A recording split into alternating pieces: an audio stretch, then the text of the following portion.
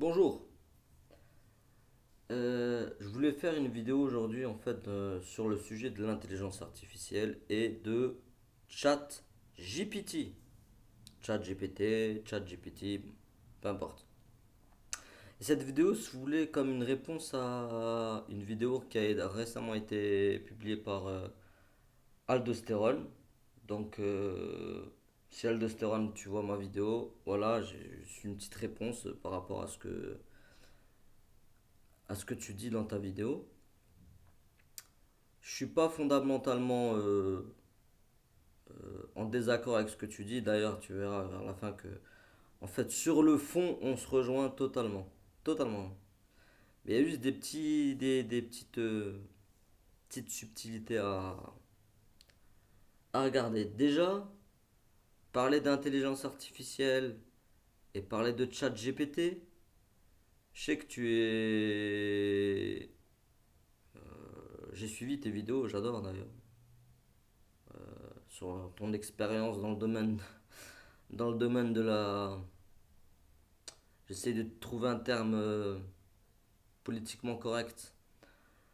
Voilà, la malhonnêteté en entreprise, j'allais dire un terme un peu plus vulgaire. Mais bon, revenons-en à notre sujet. Donc,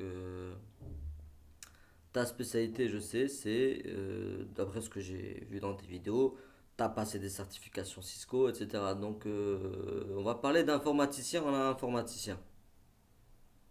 Moi, ma spécialité, c'est l'intelligence artificielle. Depuis un certain nombre de temps. Et notamment même, pour te dire, depuis 2004. À l'époque, j'ai fait mon mémoire de fin d'études sur les réseaux de neurones, sujet qui était complètement mis à l'écart, aux oubliettes. C'était l'hiver des réseaux de neurones. Il y avait d'autres systèmes qu'on appelle les systèmes experts, etc., etc., etc. Bon, ça, c'est une discussion d'averti, on va dire, dans le sujet. Maintenant, qu'en est-il de l'intelligence artificielle? Quand on discute sur ce sujet, il faut absolument faire une distinction entre l'IA comme les moteurs de recommandation, enfin ce qu'on appelle l'IA bien entendu, mais je vais y revenir, et la reconnaissance des formes, la reconnaissance des visages, etc., etc., et le traitement du langage naturel, ce qu'on a avec ChatGPT. C'est pas pareil. Ça n'a strictement aucun rapport. À part le fait qu'on utilise ce qu'on appelle de l'apprentissage supervisé. Donc c'est ce que tu expliques à un moment donné lorsque tu dis bah, si une personne elle récupère des données, etc., etc., etc., etc. Que c'est logique que bon, voilà, un ordinateur, bon, c'est pas vraiment de l'intelligence, hein, c'est qu'il récupère des données, etc. Sur ce point, dans le domaine du machine learning classique, je suis totalement d'accord. D'ailleurs, bon nombre de statisticiens, ben, à l'époque déjà, mais bon, maintenant, on est devant le fait accompli, on appelle ça machine learning, mais en fait, ce n'est rien d'autre que des statistiques extrêmement élaborées. Voilà. Bon, faut pas, je le dis, faut pas quand même oublier que ça reste des maths qui sont quand même d'un niveau un petit peu élevé. C'est-à-dire que c'est un peu plus que les stats qu'on avait à l'époque. C'est pour ça qu'on a appelé ça machine learning. Voilà. Voilà, ça utilise des techniques telles que l'algèbre, enfin des techniques avancées d'algèbre linéaire, etc. De topologie, de machin. Bref, ne rentrons pas dans le détail. Mais le but, en vérité, que tu peux le vulgariser, tu dis l'objectif c'est de faire en fait de la régression, tout simplement mathématique. Mais sur des espaces qui peuvent être de dimensions, qui peuvent avoir beaucoup de dimensions. Voilà. Donc faire de la régression sur des fonctions d'une variable, tout le monde sait le faire, même quand on était en terminale. Sur des fonctions qui sont, qui ont, je sais pas moi, dans le domaine non pas de l'imagerie, on peut quand même arriver des fois à 40, 50 données. Donc un espace de 50 dimensions, voilà, déjà notre cerveau il n'arrive pas à le comprendre. Et voilà. Et il y a un autre détail qu'on appelle la malédiction de la dimension, etc. Et c'est beaucoup plus complexe de faire de l'interpolation dans ce domaine-là. Déjà, les points sont extrêmement éloignés. C'est ce qu'on appelle la malédiction de la dimension. Mais, effectivement, est-ce qu'on peut appeler ça de l'intelligence? Sur ça, je suis totalement d'accord avec toi. D'ailleurs, le co-créateur, je crois, de Siri, il avait écrit un livre et il fait des conférences sur l'intelligence artificielle n'existe pas. Moi, j'avais même écrit il y a longtemps un blog sur ce sujet, hein, où je parlais un peu plus d'expertise artificielle, etc., etc. Mais déjà, l'intelligence, qu'est-ce que c'est? C'est un peu difficile à définir. Mais voilà, maintenant revenons-en à ChatGPT. ChatGPT, c'est le traitement du langage naturel. Dans le traitement du langage naturel, on ne peut pas nier qu'il y a eu une évolution qui est quand même assez, qu'on ne peut pas juste placer dans le domaine classique des anciennes mathématiques comme la statistique ou des choses comme ça. C'est une toute nouvelle branche. On pourrait, moi je préfère dire traitement du langage naturel, statistique ou je sais pas quoi. On peut utiliser un terme qu'on veut. Voilà.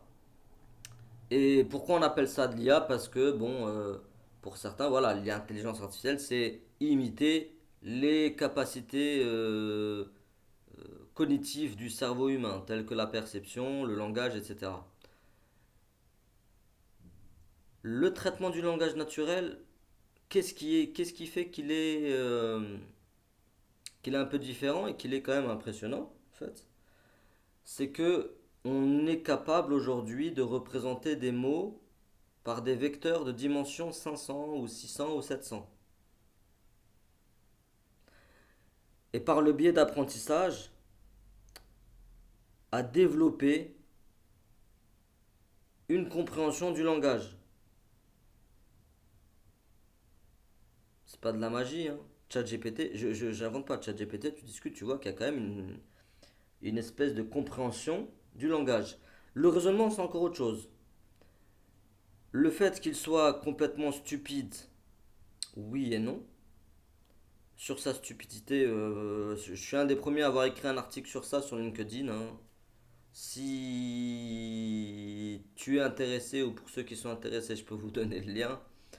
Où je critique totalement en fait un chat GPT en fait. À cette époque-là, j'étais en train de travailler sur le TPM, mais pas dans le sens comment le désactiver, etc. Dans le sens comment le programmer en fait. Dans le domaine de l'embarqué et de l'IoT. Et comme c'est un domaine qui est très peu documenté sur Internet, et quand je dis très peu, c'est un euphémisme. Donc ça veut dire qu'il faut juste aller sur Trusted Computing Group, donc le consortium qui a établi ce standard, et il faut se palucher, en fait, ben voilà, des documents de 1000 pages. Forcément, je ne l'ai pas fait comme ça, et j'ai pris le premier document, ce qui est l'architecture, et ensuite tu fais des recherches par mots-clés sur les fonctions que tu cherches. Mais il faut comprendre que le TPM, en fait, c'est pas. La plupart des gens, j'en ai discuté, pour eux, c'est un petit truc. Ouais, je le désactive ou je l'active. Et ils pensent qu'en désactivant Secure Boot, ils ont désactivé le TPM, etc. Bon, ça n'a rien à voir, en fait. Le TPM, c'est un cryptoprocesseur qui fournit une API pour pouvoir faire des choses. Voilà. Dans lequel les clés de cryptage sont à l'intérieur. Mais cette API, elle est d'une complexité phénoménale. Et si t'as pas de documentation, c'est waouh. Donc j'ai commencé à utiliser ChatGPT. C'était une catastrophe. Il t'invente des fonctions. Bon, parce qu'on sait très bien que ChatGPT, c'est rare qui sait dire non, je ne sais pas, etc. Du moment que c'est un mot qu'il a dans sa base, il va essayer de parler. En plus, très souvent, il va au-delà du périmètre de ta question. Donc sur ce, on est d'accord, effectivement. ChatGPT, malgré qu'il manifeste d'une manière assez stupéfiante une compréhension du langage naturel, ça veut dire, voilà, tu as des mots, et lui, à partir de ces mots-là, qui ne sont qu'une suite de lettres, il est capable de fournir une réponse stupide ou pas stupide, mais qui est quand même un petit peu en liaison, en cohérence avec un petit peu ce que tu as demandé. Donc il a quand même compris. Mais juste ça, c'est déjà un pas énorme, mathématiquement. Donc voilà, donc il y a ChatGPT d'un côté, il y a la reconnaissance d'image, il y a tout ce qu'on a dans les algorithmes de recommandation sur Netflix, etc., etc., etc. L'IA, c'est assez vaste en fait. Et à part le traitement du langage naturel, Euh, la reconnaissance d'image, bon, c'est des maths un peu compliquées, mais en vérité, l'upscaling qu'on avait dans les télévisions à l'époque, c'était pareil. Je veux dire, la compression JPEG, c'est des mathématiques qui sont un petit peu, on va dire, on est dans le même, on est dans le même périmètre. C'est le traitement d'image en fait. Euh, voilà, donc j'ai été quand même moins bluffé par la reconnaissance d'image que par le traitement du langage naturel, qui est quelque chose d'assez récent par rapport à ce qu'il y avait, ce qui existait il y a un peu plus de 20 ans. Surtout, voilà, ce plongement, le plongement des mots dans le domaine des espaces vectoriels et dans le domaine des mathématiques. Maintenant, j'ai donné un exemple de stupidité, mais moi je l'utilise au quotidien et si on arrive à rester sur un périmètre un peu plus, on va dire, j'allais dire basique, mais le domaine qui m'a, ou dans lequel la machine elle excelle, c'est les mathématiques, c'est les choses logiques, etc. Dans ce domaine-là, ChatGPT, c'est un outil formidable.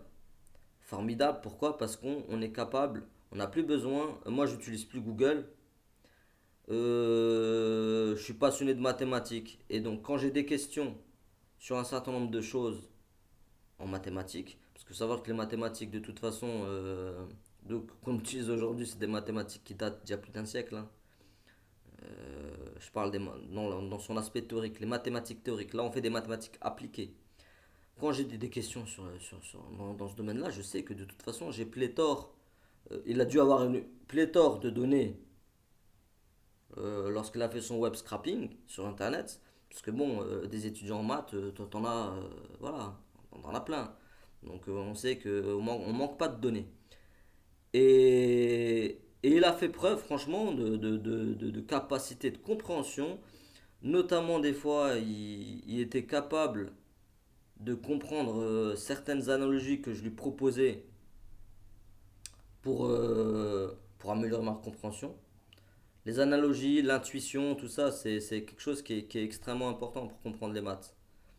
Euh, et, euh, et sur ça, franchement, il m'a été d'une grande aide. Ça veut dire qu'aujourd'hui, moi qui suis passionné de mathématiques et qui ai continué à faire de l'apprentissage dans ce domaine, je ne peux pas cracher sur cet outil. Cet outil, il m'a fait progresser. Franchement, c'est d'un facteur, je me dis d'un facteur, en fait, progresser, ma capacité d'apprentissage, elle a progressé d'une manière fulgurante. Voilà. Et ça ne m'a pas abruti. C'est l'inverse. Après, ça dépend comment on utilise l'outil. C'est tout à fait l'inverse. Ça veut dire qu'il y avait des choses qui, moi, je les utilisais, mais je ne comprenais pas réellement les choses qu'il y avait derrière. On le transformé de Fourier, etc., etc. Et là, tu poses des questions bien précises. Oui, mais pourquoi si? Pourquoi on utilise le nombre complexe? Pourquoi si? Pourquoi machin? Est-ce que c'est pas pareil que les ondes? Et là, il te répond, il te répond, il te répond, il te répond, il te répond. Et ça te développe une compréhension magistrale. Donc, on peut pas dire, ouais, on peut pas cracher sur ça. Impossible. Moi, je pourrais pas cracher sur ça. Et je vais être honnête, je serais déçu qu'on arrête cet outil. Maintenant, revenons à l'autre sujet. Sur le fait que les Elon Musk et compagnie, déjà Elon Musk, moi je comprends pas, il est incohérent le mec en fait. Il dit qu'il a peur de l'IA, c'est lui qui a sorti OpenAI. Faudrait qu'on m'explique en fait le personnage en fait d'Elon Musk dans, dans, dans, dans ses contradictions, dans ce qu'il dit, dans ce qu'il fait. Mais peu importe, c'est qui ces gens en fait? Ces gens ne sont nullement, en fait, des représentants de l'intelligence artificielle. Ce sont des actionnaires. Ils ont du fric, du pognon. Si on veut avoir un avis non, sur la question, posez la question à Yann Lequin. Yann Lequin, qui est celui qui a fait les réseaux à convolution, qui a fait révolutionner justement le deep learning dans le domaine du traitement de l'image, qui aujourd'hui est responsable de laboratoire Facebook. Tu as un certain nombre de personnes qui sont des experts en IA. Ça veut dire que déjà, moi j'ai 43 et très souvent ils sont plus âgés que moi. Ils ont la cinquantaine, ça veut dire que minimum la cinquantaine. C'est-à-dire qu'ils ont ils ont bourlingué dans le domaine de l'intelligence artificielle. Ils ont des PhD, ils travaillent, ils font de la recherche, et aujourd'hui encore ils font de la recherche. Et aujourd'hui encore dans certaines des conférences, tu les vois parler mathématiquement aussi. Ils rentrent dans le détail. C'est pas des marketeux. Donc c'est logique que si on va écouter le discours de marketeux, dans le domaine de l'IA, on va entendre parler des choses moi, et c'est là où je te rejoins, mais moi je l'ai déjà dit plusieurs fois, moi ça m'énerve, moi, les histoires de conscience artificielle, personne ne le dit. Faut me trouver une personne qui a un PhD dans ce domaine, les Yann Lequin, il y a à peu près une dizaine d'experts reconnus dans le monde, et tous disent, au contraire, ils s'insurgent contre ce genre de discours. La conscience, on ne sait même pas ce que c'est la conscience. Déjà aujourd'hui, la définir la conscience, on ne sait pas. Donc moi je peux te dire, ouais, elle a acquis une conscience. Ouais, mais c'est quoi la conscience? Déjà l'intelligence c'était compliqué à définir, alors la conscience, je peux te dire que... Et il y a plusieurs types de conscience en plus. Il y a la conscience phénoménale qui revient du ressenti, etc. Eux ils disent, mais bon, restons sur la conscience de soi. Sur le fait de penser, déjà, ces IA, déjà, elles pensent même pas. Ça veut dire que quand tu leur poses pas de questions, il se passe rien. C'est le vide absolu. C'est un programme. Tu lui poses une question, il te répond. Comment peut-il avoir une volonté s'il n'est même pas capable de penser? Ça veut dire que si en dehors des moments où on lui pose des questions, il pense même pas. Il n'a pas d'identité. C'est un algorithme. Point barre. Et ça, tous les experts en sont conscients. Donc, moi, ce que je pense, c'est mon avis, c'est que toutes ces personnes-là, elles aiment un peu faire peur, l'IA, mais cette peur, c'est une fausse peur. À la base, ce qu'ils cherchent derrière, très souvent, c'est aussi, moi je m'en souviens parce que j'avais un peu creusé le sujet juste avant 2020, c'est en fait lancer un marché, c'est tout, voilà. Les investisseurs, quand ils entendent ça, ils se disent, ouais, l'IA, on va se mettre dedans. Si toi, t'as peur que des robots font je sais pas quoi, ça veut dire que c'est possible. Si ça veut dire que c'est possible, si tu as des startups et des boîtes qui veulent faire ça, bah les investisseurs vont être un peu plus attirés. Voilà, tout simplement, tout simplement. Bon, c'est mon avis, hein. Mais voilà, là on est dans le domaine du business et du marketing. On n'est plus dans le domaine scientifique. Plus du tout. Par contre, effectivement, ce qui est dangereux derrière tout ça, ce qui est scandaleux, c'est que ben, les scientifiques ils font pas tout non plus, hein. Eh ben, on pourra très bien demain effectivement avoir des lois où si ben où en fait une IA pourrait être dotée d'une citoyenneté de droits aussi bien que nous quoi. Une IA. Donc enfin quand je dis une IA, donc un robot, une machine. Je vais essayer de réduire juste pour qu'on comprenne. Une machine un peu plus évoluée qu'une machine à café, avec des mathématiques un peu complexes, mais quelle que soit leur complexité, on s'en fout. Qui ne pense pas rien du tout. Point barre. Qui est capable de répondre quand tu lui poses ta requête ou je sais pas quoi, elle te répond. Et lorsqu'on dit elle te répond, c'est de l'anthropomorphisme. Moi je te dis pas la machine. Ouais, on dit la machine elle te fait un café, voilà, mais c'est une machine. C'est un objet non vivant. Et là, par contre, dans le domaine du vivant, on a des définitions de ce que c'est que le vivant. Moi, je me souviens d'une personne qui m'avait dit, moi je dis pas que c'est ça la domaine. Le vivant, la vie, c'est, je sais plus ce qu'il m'avait dit, le processus thermodynamique le plus instable en fait. Bref. Mais voilà, il y a des recherches là-dedans et bon, les machines aujourd'hui, elles en sont à des années-lumière. En termes de complexité, en termes d'échange par rapport à nous, je veux dire, nos cellules, la chaleur, etc., tout ce qui se passe à l'intérieur de nous en termes de processus thermodynamique, on est loin, les machines en sont loin, loin, loin. Donc leur doter d'une citoyenneté et avoir des personnes qui, sous couvert de je ne sais aucune preuve, aucune thèse, rien, aucune recherche, euh, considéreraient que ces machines aient droit à de la citoyenneté, c'est dangereux.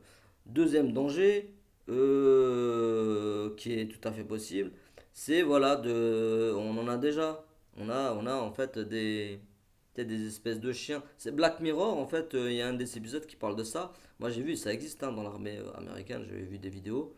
Dans le domaine de la robotique, tu as des chiens maintenant qui, dans le domaine du mouvement, là aussi on a fait des super progrès. Et on pourra très bien demain avoir des robots qui, comme dans les jeux vidéo et les trucs de science-fiction, te font des contrôles policiers, etc., etc. Et ça, c'est extrêmement dangereux, extrêmement dangereux. Donc là, je te rejoins. Mais voilà, je voulais juste faire un petit peu ce distinguo. Chat GPT, le traitement du langage naturel, la distinction entre les marketeurs et les véritables scientifiques. Voilà, parce que n'oublions pas, heureusement, la bonne nouvelle, les véritables scientifiques ne disent pas tout ça et disent tout le contraire et ils maintiennent, ils ont le discours un peu que j'ai. Donc moi, ça m'avait rassuré à l'époque. Voilà. Et le chat GPT, on en fera, on l'utilisera. C'est pas pour moi, c'est pas un mauvais outil, tout dépend de ce que t'en fais. Moi, il me sert. Voilà. Ben voilà, la vidéo se termine. Je vous souhaite une bonne journée. Si vous avez des commentaires et si vous avez liké, c'est ma première vidéo, je vous demanderai de liker et de vous abonner plus tard, dans ma deuxième vidéo. Parce que là, par contre, j'ai pas encore mon installation toute complète. Voilà. Mais voilà. Au revoir.